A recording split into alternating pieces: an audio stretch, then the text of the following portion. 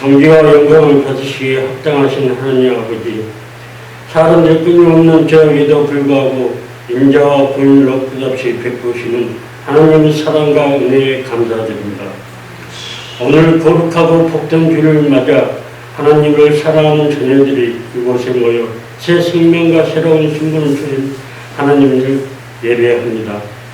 이 예배를 기뻐 받아 주시옵소서.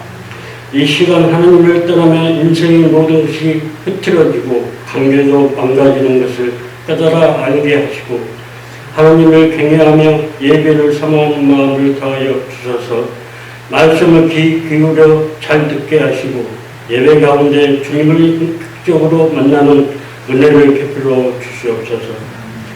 자비로우신 주님, 택함받은 주님의 자녀로서 말씀을 뜻대로 삼고 세상과 구별된 삶을 살아야 할 저희들인데 오히려 세상의 잣대로 비춰보며 살아가는 일들이 많아져 세상 문화에 동화되어 가는 삶을 살아왔음을 고백합니다. 주님이 기뻐하실 것은 하나도 없고 주님이 진노하실 것들만 가득한 저희를 보며 들어온 가운데 회개하오니 주님의 공율로 듣어주시고 용서하여 주시옵소서.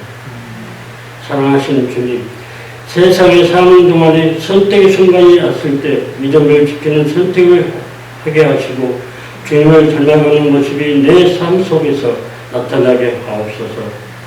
항상 바람 앞에 등불같이 들었던 우리들을 주님의 은혜로 풍요로운 삶을 누리게 하시니 감사드립니다. 제일 작은 사망이란 주님의 말씀을 지켜봅니다. 죄를 멀리하고 하나님 말씀을 가까이 하여 그 말씀을 지켜 행하게 하옵소서. 그리하여 사랑하는 자녀와 자손들이 하나님과 늘 동행하며 살아갈 때 주님이 주시는 축복을 누리게 살게 하옵소서. 오늘도 말씀을 전하시는 목사님을 성령의 능력으로 주셔서 이 시간 예배하는 모든 자들에게 상한 심령이 위로받고 병든 심령이 치유함을 받으며 억눌렀던 심령이 자유함을 얻는 은혜가 넘쳐나게 하옵소서. 예배를 듣는 손길들과 우리들이 주님을 찬양을 부를 때 주님이 함께 하셔서 주님께 쓰임받는 기쁨이 날마다 샘솟게 하여 주옵소서. 예배 시종 주님께 의탁하며 모든 만물을 주관하시고 세계 모든 민족을 사랑하시는 예수 그리스도 이름으로 받들어 기도드립니다.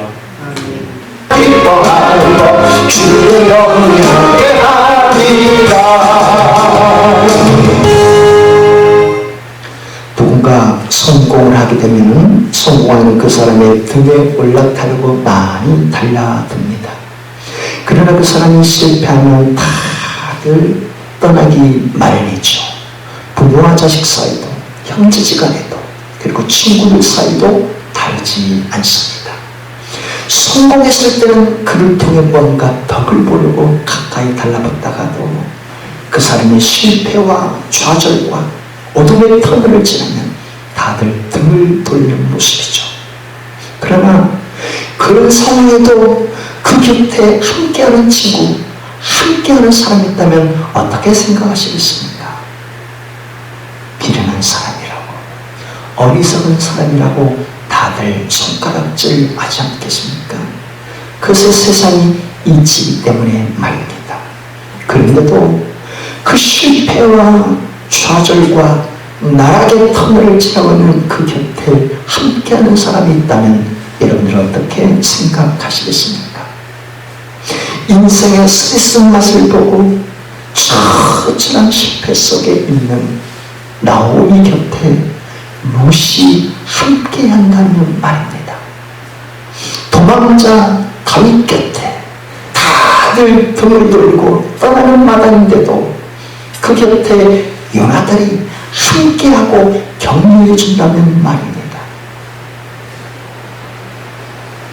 실제로 나오미는 남편과 함께 베들레헴 땅에 잘 살다가 부유하게 살다가 흉년을 맞이해서 베들레헴 땅을 박차고 낯선 이방 땅으로 이주해 들어갔습니다.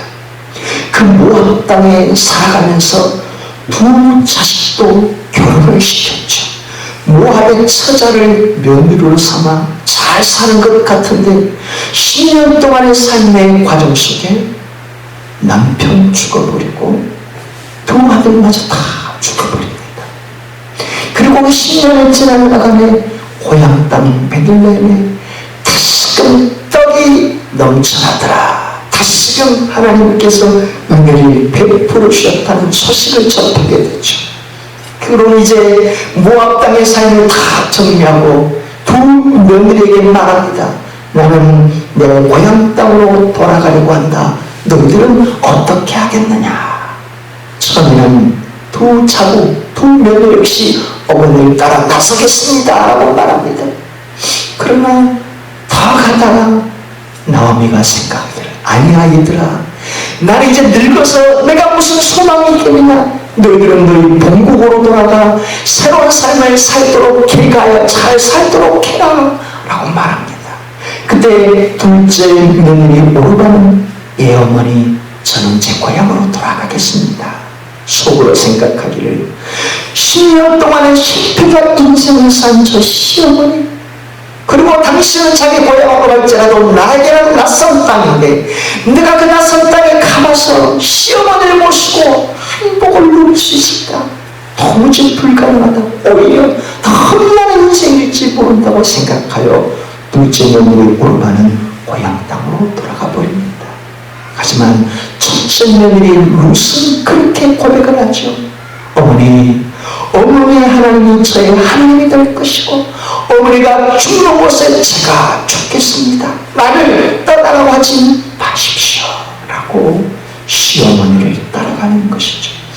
누가 봐도 실패 없고 처자의 나락으로 떨어진 무슨 소망이라도 붙잡을 것 없는 시어머니였지만 시어머니와 함께 하시는 하나님을 바라봤기에 며느리 룻이 시어머니를 따라 낯선 베들레헴으로 갔던 것이죠. 대체나 그곳에 도착했을 때 먹을 것이라는 쌀한톨도 남아있지를 않았습니다. 그 상황에 어떻게 살아갈지 막막했지만 이웃집들, 그때가 봄이 추수하는 타산마당의 시절이라 변두리를 돌면서 이삭을 주워다가 시어머니 밥을 지어드린 룻이었죠. 그 과정 속에서 보아스라는 친족을 만나고 그 시대의 법에 따라서 계대법에 따라서 보아스를 통해 계가하고 자식을 낳는데 오벳을 낳고 오벳을 통해 이새를 낳고 이새를 통해 다윗을 낳는 이스라엘 아무한 역사의 지평을 새롭게 하는 도구요 통로가 되었다는 사실입니다. 하나님을 신뢰하며 시어머니와 함께하는 하나님을 바라봤기에 고생길에 들어서면서도 시어머니를 극진히 동행하는 십자가 짊어지는 삶을 외면치 않았기에 다윗을 낳는 선조의 통에 그 은혜의 통으로 하나님이 복을 주신 것이었죠. 이것은 다윗의 인생을 격려한 요나단도 다르지 않습니다. 그 당시 다윗이 육척 장신 블레셋 장수 골리앗을 쓰러뜨려 버렸죠. 그 온 이스라엘 백성들이 찬하고 찬송을 합니다. 사울이 죽은 자는 천천히요 다윗이 죽은 자는 만만히로다. 사울 왕보다 다윗을 더 높이 평가하는 이스라엘 백성들의 찬양 소리였습니다. 근데 사울은 다윗을 견제하지만 사울의 아들 요나단은 자기 마음처럼 너무너무 기뻐하며 다윗을 정말로 축복합니다. 그때 어떤 일이 벌어집니까? 내가 저 다윗을 더 나도 따르는 내 아들 요나단을 왕에 세울 수 없겠다 생각했던 사울왕은 다윗을 죽이려고 생각을 하죠. 그래서 자기 딸 미갈과 결혼해 살고 있는 그 집으로 3,000명의 정예부들을 보내 다윗을 죽여버려라 라고 명령을 합니다. 그때 이 사실을 알게 된 다윗이 도망을 치는데 그때부터 8년 넘게 도망자의 삶을 삽니다. 그럼 도망자를 누가 도와주고 누가 격려할 수 있겠습니까? 왕에게 불통이 났다고는 자기 목숨도 자기 것이 아닌 줄 알게 다들 쉬쉬하고 다윗에게 등을 돌리지 않겠습니까? 그 형국의 요나단은 자기 생명을 위해서가 아니라 하나님이 함께 하시는 다윗을 격려하고 옷도 같이 바꿔 입고 그에게 먹을 것을 제공하며 떠나 보내주죠. 어떻게 이런 일이 가능할 수 있겠습니까? 실패자 인생을 살고 도망치는 그 다윗을 향해 다들 등을 돌리고 떠나는 바다인데 누군가 도와주면 목이 가라는 그런 상황인 줄 아는데 왜 요나단만큼은 다윗을 지지하고 다윗을 격려하고 다윗에게 먹을 것을 줘 보냈겠습니까? 하나님이 다윗과 함께 하신다는 사실을 그가 목격했기 때문에 그렇지 않겠습니까? 바로 이것 때문에 훗날 사울 왕가의 모든 사람 다 죽었을 때 다윗은 요나단의 아들 이스보셋을 자기 왕의 식탁에 앉혀 함께 밥을 먹는 은혜를 베풀어 줬다는 사실입니다. 지금도 마찬가지 아니겠습니까? 대부분의 사람들은 그 사람의 성공 대회에 반대로 보면 다 달라붙지만 그 사람이 한순간 추락하고 실패의 나락으로 떨어지면 다들 등 돌리기 마련입니다. 하지만 그 곁에 위로자요 격려자가 되어 함께 십자가를 짊어지는 사람이 있다면 주님은 그를 통해 놀라운 축복의 통로요 도구로 사용하시는 은혜를 베풀어 주신다는 사실입니다. 오늘 본문을 통해 주님께서 우리에게 말씀하시는 주님의 메시지가 바로 이것입니다. 할렐루야, 축복합니다. 우리는 지금 4주에 걸쳐서 예수님의 제자들을 부르시는 장면, 꼭 베드로와 그 형제 안드레, 야고보와 그 동생 요한을 부르시는 장면을 계속 살펴보고 있습니다. 예수님께서는 30살 전까지 일찍 돌아가신 아버지 때문에 자신이 큰아들로서 모든 경제를 책임지기 위해 목수의 일로 사셨습니다. 최선을 다해 일하며 어머니와 동생들을 보살피며 살았죠. 그러나 그것이 인생을 주신 하나님의 목적이 아니라 하나님의 나라를 위해 하나님의 복음을 선포해야 하기에 30살에 가정을 박차고 세상을 향해 하나님의 나라를 선포하셨고 제자들을 삼기 시작했습니다. 그 일을 위해서 맨 처음 하신 일은 세례 요한에게 요단강에 내려가 세례를 받으시는 일이었죠. 그때 세례를 받고 나오시는데 하늘이 열리고 하나님의 음성을 들려왔습니다. 너는 내 사랑하는 아들이요 내가 너를 기뻐하노라 하고 말입니다. 이튿날 요한은 그 예수님을 보고 보라 세상죄를 지고 가는 하나님의 어린 양이로다 라고 선포했습니다. 그러자 그 전까지만 해도 세례 요한을 스승으로 따르고 모시던 안드레와 요한이 그 즉시 스승을 박차고 예수님께 따라붙기 시작했습니다. 저분이 메시아다. 저분이 구원자이다. 저분이 불과 성령으로 세례를 베풀 나보다도 훌륭하신 분이다 라는 세례 요한의 말을 듣고 말이죠. 그러나 예수님께서 그래서 가는 곳마다 병든 자들을 고치고 기적을 행하고 광야에서 40일 시험받는 이 모습을 안드레와 요한이 분명히 지켜보는데 정말 저분은 메시아구나 생각하게 되었죠.